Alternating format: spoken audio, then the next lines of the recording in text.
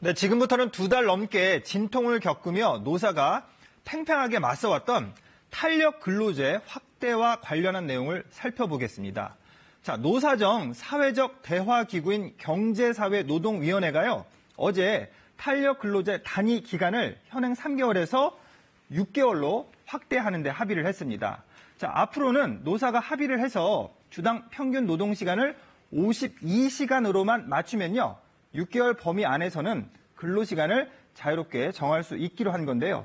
쉽게 설명을 해보겠습니다. 자, 아이스크림 공장은 성수기인 여름 8월에는 정신없이 돌아가야 하기 때문에 이때는 근로자들이 주 52시간을 넘겨서 야근도 하고 철야 근무도 할 수 있습니다. 자, 대신 눈이 내리는 겨울 12월에는요, 아이스크림 공장이 좀 한산해지겠죠. 이때는 근무 시간을 줄일 수 있고요. 그렇게 해서 전체 6개월 평균 주당 근무 시간을 52시간으로 맞추면 된다는 얘기입니다. 자, 경영계는요, 그동안 주 52시간 근로시간을 지키려면 탄력 근로제 단위 기간을 1년으로 확대해야 한다, 이렇게 주장을 해왔습니다. 그런데 노동계가 1년은 너무 과하니 6개월로 하자는 중재안을 받아들여서 합의에 이르렀습니다. 자, 노동계는 대신에 건강권 보호와 임금 보전 문제를 관철시켰는데요. 자, 노동자에게 과로를 방지하기 위해 하루에 11시간 연속 휴식을 보장하도록 합의를 한 겁니다. 자, 예를 들어서요, 밤 10시까지 야근을 했다면요, 다음날 아침 9시 전에는 법적으로 출근을 시켜서는 안 된다는 뜻입니다.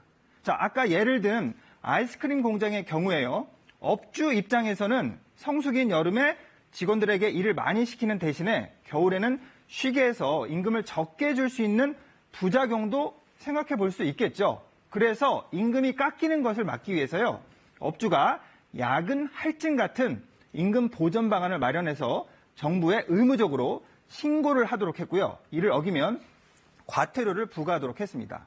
자, 이번 합의는 지난해 11월 경제사회노동위원회가 공식 출범한 이후에요, 노사정이 머리를 맞대고 결실을 본 첫 합의라는 데 의미가 있습니다. 하지만 지난 2달 동안 순탄하지만은 않았는데요.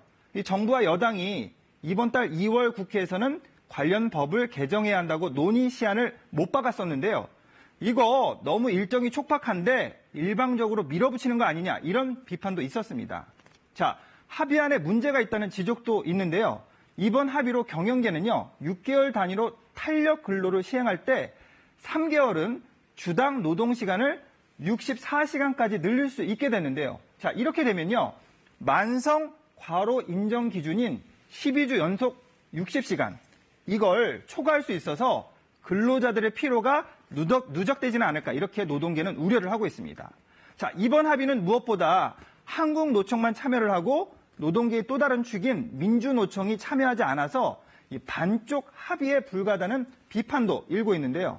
자, 민주당은요, 오늘 정책의원총회를 열어서요, 이번 합의안을 바탕으로 한 당론을 정한 뒤에 근로기준법 개정안을 발의할 예정입니다. 그런데 민주노총은 이번 합의안을 받아들일 수 없다면서 다음 달 총파업을 예고하고 있는 상황이라 논란은 당분간 계속될 것으로 보입니다. 친절한 뉴스였습니다.